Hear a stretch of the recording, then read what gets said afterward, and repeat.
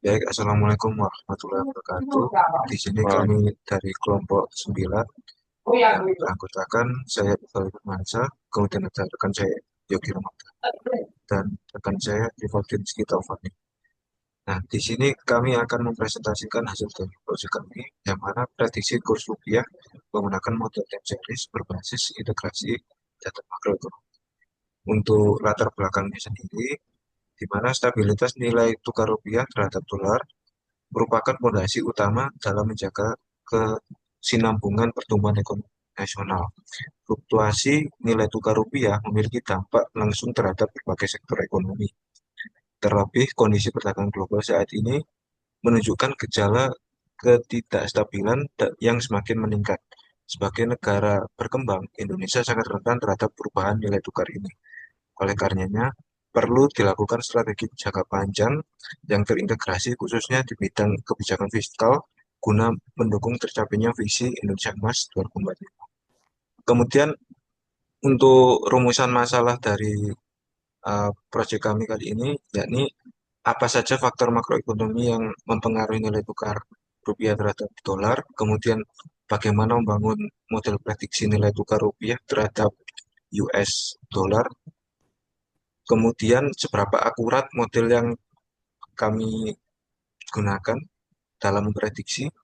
Kemudian untuk tujuan dari proyek kami, yang mana untuk menganalisis pengaruh variabel makroekonomi, kemudian untuk membangun model prediksi nilai tukar rupiah terhadap dolar, dan terakhir untuk membandingkan kinerja model SWM, ARIMA, dan LSDM. Oke, untuk faktor-faktor makroekonomi yang kami ambil di sini ada eh, 9, di mana 8-nya sebagai faktor dan yang kurs rupiah itu sebagai targetnya, yang mana ada inflasi, suku bunga, kemudian harga emas dunia, kemudian IHSG, kemudian neraca perdagangan, kemudian cadangan devisa, kemudian GDP growth, dan yang terakhir harga minyak dunia.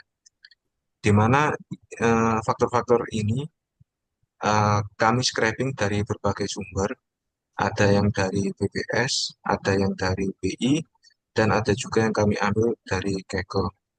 Dan semua faktor-faktor ini kami jadikan untuk harian. Oke, selanjutnya akan dijelaskan oleh teman saya. oke. Di sini saya akan menjelaskan metodologi pemilihannya terlebih dahulu. Yang pertama di sini ada kita mulai dari start. Kita mulai dari data collecting yang kita mengumpulkan data-data yang dari faktor-faktor makroekonomi yang sudah dijelaskan oleh Iqbal teman saya tadi. Kemudian kita integrasikan data tersebut menjadi satu timeline. Kemudian juga kita lakukan EDA, yang kita lakukan exploratory data analysis, kemudian kita lakukan normalisasi.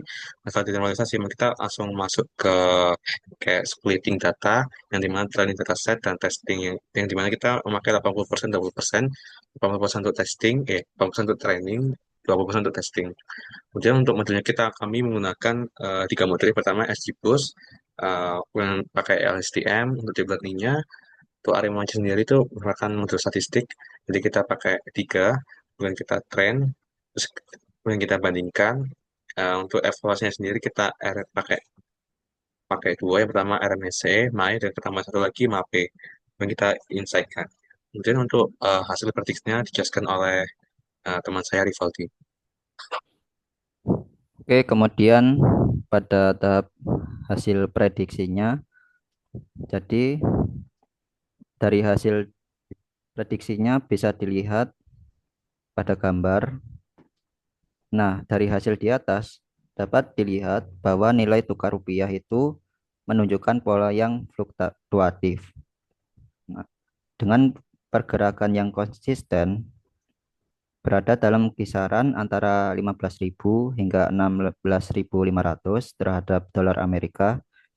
Fluktuasi ini mencerminkan dinamika pasar yang dipengaruhi oleh berbagai faktor ekonomi, baik dari dalam negeri seperti suku bunga acuan, kemudian inflasi, kemudian neraca perdagangan, maupun dari luar negeri, seperti contohnya yaitu pergerakan harga komoditas global, kemudian kebijakan moneter negara maju, kemudian serta sentimen investor. Nah, meskipun nilai tukar mengalami pasang surut dalam periode pengamatan, secara umum terlihat bahwa rupiah ini belum mampu menembus di bawah angka 15.000, yang menunjukkan adanya tekanan nilai tukar yang cukup kuat. Nah, fenomena ini menjadi indikasi bahwa stabilitas makroekonomi masih menghadapi tantangan. Meskipun fluktuasi tersebut masih berada dalam rentang yang relatif dapat dikendalikan oleh kebijakan moneter yang ada. Nah, selanjutnya akan dijelaskan hasil evaluasi oleh teman saya. Kemudian untuk hasil evaluasinya sendiri, kami menggunakan dua sebenarnya. Pertama ada RMSE dan kemudian juga MAI. Untuk yang warna ungu itu merupakan untuk baru untuk RMSE, yang warna agak sedikit merah muda itu warna untuk MAI. Yang pertama dari model LSTM sendiri, yang LSTM sendiri itu untuk RMSE-nya itu 123,71 dan untuk MAI-nya sendiri 94,60. Ini termasuk untuk sebagai model RMSE dan MAI sendiri itu termasuk mungkin terbilang oh ini angka besarnya ini angkanya besar sekali. Tapi ternyata kalau dilihat dari beberapa dataset yang kita punya, ternyata ini tuh sudah menunjukkan cukup bagus sebagai itu. Kemudian juga dilihat sebagai Sarimax juga. Di sini Sarimax menunjukkan angka 86,45 untuk RBC-nya sendiri dan MAI-nya 46,21. Kemudian juga ada SJIBO sendiri, yang dimana dia di antara ketiga model yang kita punya, SJIBO sendiri memiliki RMSE dan MAI paling tinggi, yaitu sekitar 38,55 untuk RMSE-nya dan MAI-nya untuk 103,55.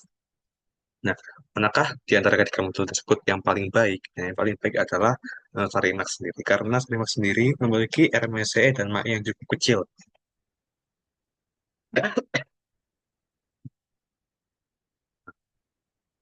Ini dilihat bahwa untuk mapenya sendiri antara STM dan Sarimax dan Ajibus dari ketiga modul tersebut, maka yang paling baik adalah Sarimax, karena untuk semakin kecil nilai mapenya maka semakin bagus untuk parameternya. Kemudian untuk kesimpulannya sendiri, untuk prediksi nilai tukar rupiah itu apa ya, kayak lebih dari hasil evaluasi sendiri, model dari Sarimax itu memberikan akurasi prediksi terbaik sih, dengan nilai RMSE dan MAI-nya yang paling rendah dibandingkan dengan model STM dan SG Plus. Nah, dilihat dari beberapa grafik hasil prediksi tadi, terdapat fluktuasi nilai tukar rupiah yang dimana itu mencerminkan dinamika ekonomi global yang dapat diantisipasi dengan strategi kebijakan ekonomi yang tepat dan adaptif.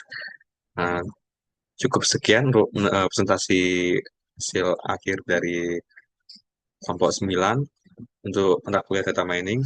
Eh, saya akhiri, apabila ada kekurangan kata, kami mohon maaf. Wassalamualaikum warahmatullahi wabarakatuh.